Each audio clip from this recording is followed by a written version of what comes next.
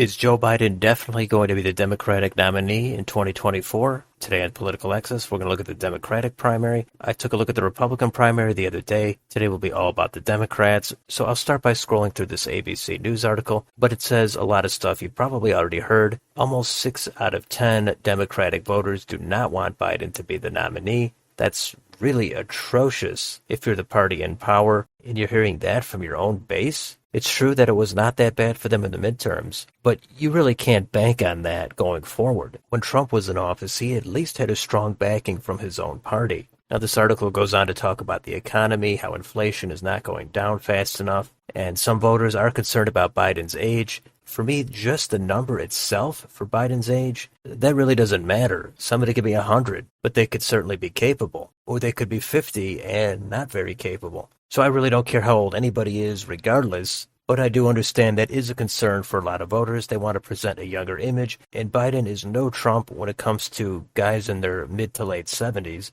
Trump just has so much more energy and vibrancy, and Biden is as far away from that as you can get. So there's some mixed dynamics here. Again, the lack of a blowout for the Democrats in the midterms, the economy, Biden's age, those are some of the main things voters are going to be looking at. And I guess there's really not much of a bench for the Democrats, that most of them are going to end up falling in line and supporting Joe Biden. Now let's switch over here to Wikipedia. And just like with the Republicans, this page will sum up the entire Democratic primary. Now there's not as much on here because Biden is the incumbent. Even though Biden is not officially running for re-election yet, most people assume that's the case, so naturally more focus is on the out party, but still, there's enough criticism to be levied at Joe Biden. And I know a lot of progressives or leftists, they're unsatisfied with Joe Biden. They think he caved far too often on working class issues to the corporations, and while most Republicans think Joe Biden is too far to the left, and from what I hear on the other side, he's not far enough left. So you get two conflicting dynamics here.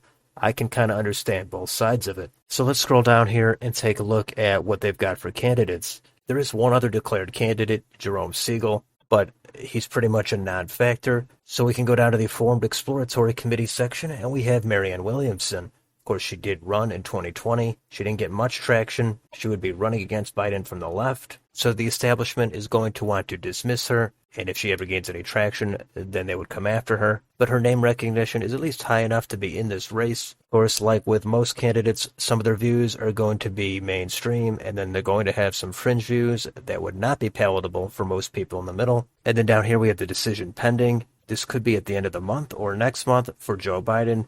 Is he actually going to run for re-election? Seems like all signs point to yes. But I suppose if he has some underlying health issues that we're not aware of, or some other personal issues that have come up, that could be a reason he decides to step down. Now down here we have the potential candidates. And just like on the Republican side, most of these people have absolutely no chance. Some of them have a little bit of a chance. And then we've got a couple people that are highly touted as the successor to Joe Biden, like Pete Buttigieg or Kamala Harris. Roy Cooper, governor of North Carolina, I don't think he has any chance at winning a Democratic primary. Same with most of these candidates, Mark Kelly, Mitch Landrieu, Joe Manchin. People like Alex Padilla, Deval Patrick, Gina Raimondo, there's no chance those people are going to do anything.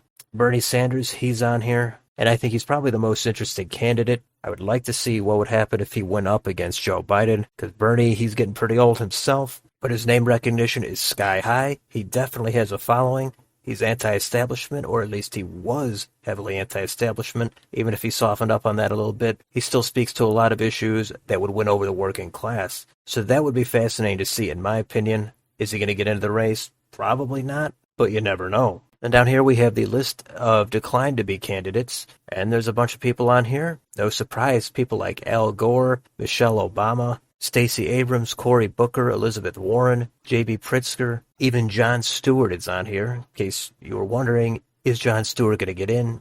He's not going to get in. Now, anybody could always change their mind, but this is probably set unless Biden ends up not running. Down here, we've got the endorsements. There's not many, but Biden, he's got the most of them. And then that takes us down to the polling. Now, this is with Joe Biden. Joe Biden is leading all of these polls, but he's really only around in the 30% range. Some of them are in the 20s. A couple of them do hit 40. Then in second place, it's usually either Buttigieg, Harris, or Bernie Sanders. Bernie Sanders does have a lot of support, but then there's a lot that are also supporting other or undecided.